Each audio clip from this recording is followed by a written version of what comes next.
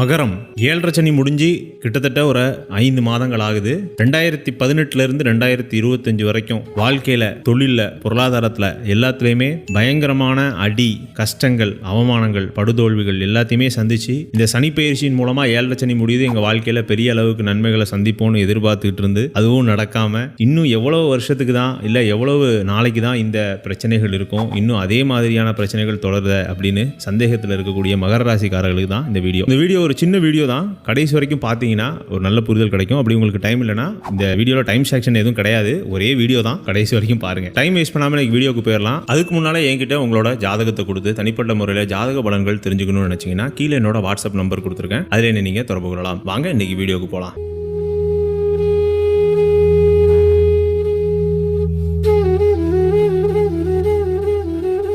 காலபுருஷ தத்துவத்துக்கு 10வது ராசியா வரக்கூடிய மகர ராசி அன்பர்கள்